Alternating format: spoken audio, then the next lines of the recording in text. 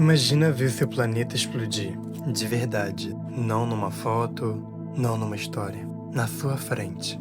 Agora imagina sobreviver a isso com 8, 10, 13 anos de idade. E você lembra de tudo. Lembra da sua casa, da sua cidade, do rosto da sua mãe. Pois é, essa pessoa existe nos quadrinhos. E quase ninguém fala sobre ela do jeito certo. O nome dela é Kara Zor-El. Você conhece ela como Supergirl. Todo mundo trata ela como a versão feminina do Superman. Só que isso é um erro gigante, porque o Superman nem se lembra de Krypton. Ele era um bebê quando o planeta explodiu. Mas a Kara, ela tinha idade para lembrar de cada detalhe. E é aqui que o negócio fica bizarro. Em várias versões da história dela, ela cresce vendo o próprio mundo se destruir aos pedaços. Ela perde casa, amigos, a língua que falava, a infância inteira dela. Hoje você vai entender por que a Supergirl carrega um peso emocional que o Superman nunca vai sentir. E por que isso muda tudo sobre como você devia ver essa personagem.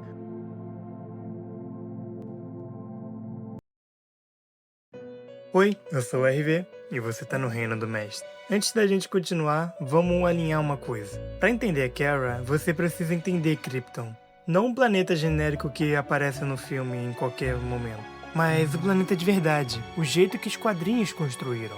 Krypton era avançado, tecnológico, cheio de cultura, ciência e tradição. Tinha várias cidades de cristais, tinha histórias de milhares de anos, tinha família. E a Kara não cresceu num laboratório frio.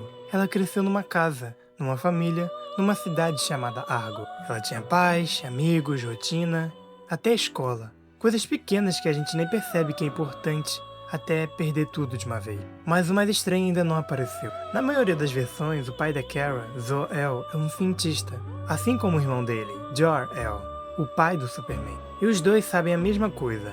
Krypton está acabando. Só que aqui vem um detalhe que muda tudo. O bebê Kal-El, o futuro Superman, é mandado para a Terra logo depois de nascer. Ele não tem memória de nada. Para ele, Krypton é só uma história que ele ouve depois. Já a Kara é mandada anos depois, adolescente, consciente, com lembranças formadas. Ela sabe exatamente o que está perdendo enquanto a nave dela deixa o planeta. E isso muda tudo. Espera, porque na história clássica de 59 tem uma reviravolta ainda mais cruel.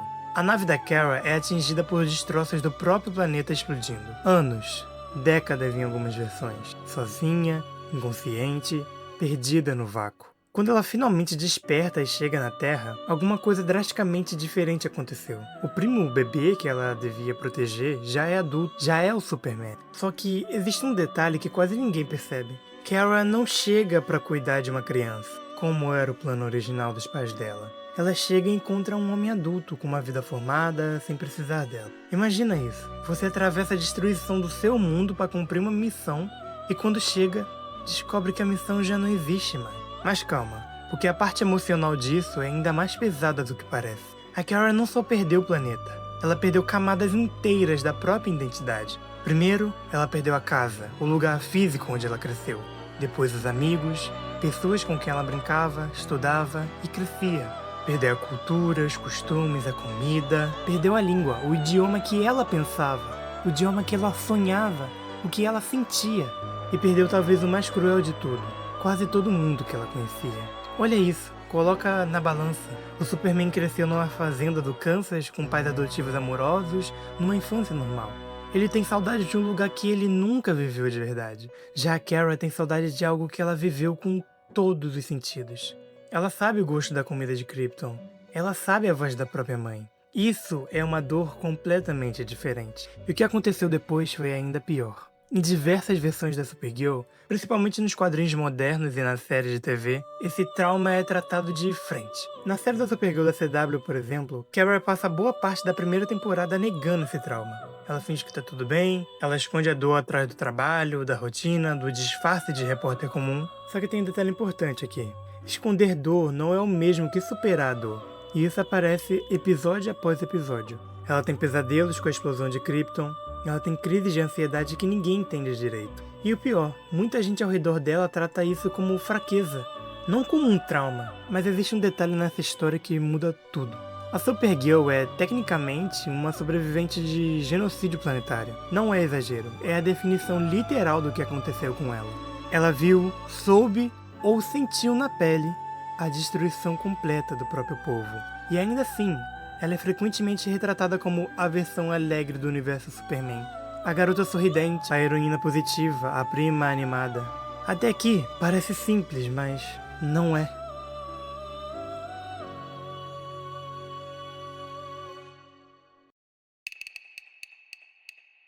Agora presta atenção, porque é aqui que a coisa fica realmente interessante. Em 2004, inclusive o ano que eu nasci, o quadrinho Supergirl Origem, escrito por Jeff Loeb, reforça um detalhe pesado.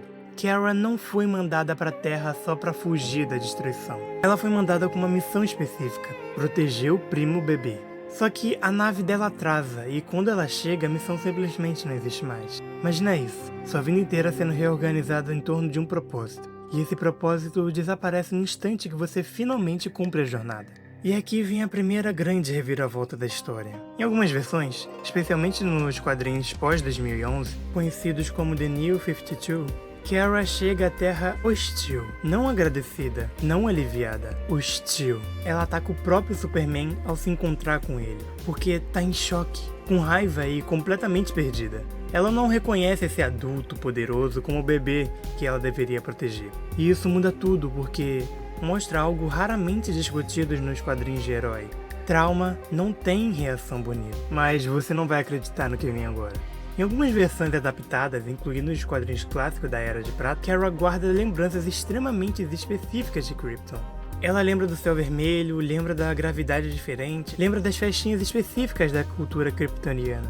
Isso é importante porque cria um contraste brutal com o Superman. Ele aprende sobre Krypton através de hologramas, registros, gravações. Ela não precisa disso. Ela tem memória real. E a memória real dói de um jeito que nenhuma gravação consegue reproduzir. Mas o mais estranho ainda não aconteceu. Agora vem a parte lenta. Preste atenção nela, porque é a mais importante. Psicólogos que estudam traumas de sobrevivente costumam apontar uma coisa específica. A idade da perda muda completamente como a dor se manifesta. Crianças muito pequenas como um bebê Kal-El geralmente não retêm memória consciente do evento traumático. As crianças mais velhas como a Kara, elas retêm e processam aquilo de uma forma ativa, ano após ano. Isso não é só ficção bem escrita. Isso reflete algo real sobre como a memória e o trauma funcionam em humanos também. A Supergirl, sem ninguém perceber completamente, é a representação ficcional bem precisa de sobrevivência de trauma na infância tardia. Só que tem um detalhe que quase ninguém percebe. Durante décadas, os quadrinhos tratavam a Supergirl como personagem secundária, divertida, sem profundidade. Ela era a prima. Era a versão mais jovem, era basicamente um produto derivado. Só que nos anos 2000 em diante, principalmente com Jeff Loeb e depois com a série de TV de 2015, esse trauma começou a ser tratado com seriedade, e é exatamente isso que torna ela mais interessante quando bem escrita. Ela não é uma Superman com saia. Ela é alguém reconstruindo identidade depois de perder tudo o que a definia. E o que aconteceu depois foi ainda mais revelador. Espera porque agora vem um ponto mais forte de tudo isso. O Superman representa esperança. Ele é o símbolo do que a humanidade pode ser, segundo o criador Siegel Richards. Mas a Kara representa outra coisa, talvez até mais necessária. Ela representa resiliência depois de perda total. Ela não é poderosa apesar do trauma. Ela é poderosa enquanto carrega o trauma. Isso é uma diferença gigante. E é o motivo pela qual comparar os dois de forma simples é um erro absoluto. Mas alguém percebeu algo que ninguém tinha visto. Em entrevista da CW, a atriz Melissa Benoist, que reinterpretou Kara por 6 temporadas, falou sobre como tentou trazer essa camada para a atuação. Ela descreveu Kara como alguém constantemente equilibrando alegria genuína com dor não resolvida. E é exatamente isso que muitos fãs sentem quando revêem a série hoje em dia. Por trás do sorriso, sempre tem alguma coisa pesando. Isso não é um acidente de roteiro, isso é totalmente intencional, construído camada por camada. E o que vem agora faz tudo ganhar outro sentido. Pensando numa coisa, o Superman pode visitar à vontade lembranças de Krypton através de gravações guardadas na Fortaleza da Solidão. Mas ele nunca vai sentir o peso de lembrar isso de verdade. Já a Kara carrega Krypton dentro dela o tempo todo, sem precisar de nenhuma gravação. Isso significa que ela é, de certa forma, a última conexão viva e consciente com a cultura kryptoniana. Não um arquivo, não um holograma, uma pessoa de carne e osso que viveu tudo aquilo. E isso muda completamente o peso simbólico dela, dentro de toda essa mitologia. Então aqui chega a resposta para a pergunta que abriu o vídeo. Como seguir em frente quando tudo que fazia você ser quem é, desapareceu? A resposta que os quadrinhos sugerem, ano após ano, é simples e dura ao mesmo tempo. Você não esquece, você aprende a carregar. A Supergirl não vira a heroína apesar de Krypton ter explodido. Ela vira a heroína porque decide que a memória de Krypton vai significar proteção e não destruição. Ela usa a dor como combustível para proteger outras pessoas de perder o que ela perdeu. Isso é diferente de superar o trauma. É aprender a viver junto com ele, com um propósito. E é por isso que reduzir a Kara como a versão feminina do Superman ignora a parte mais rica da história dela. Ela não é um reflexo de alguém. Ela é a última testemunha consciente de um mundo inteiro que não existe mais. Se você chegou até aqui, comenta o que mais te surpreende na história da Supergirl.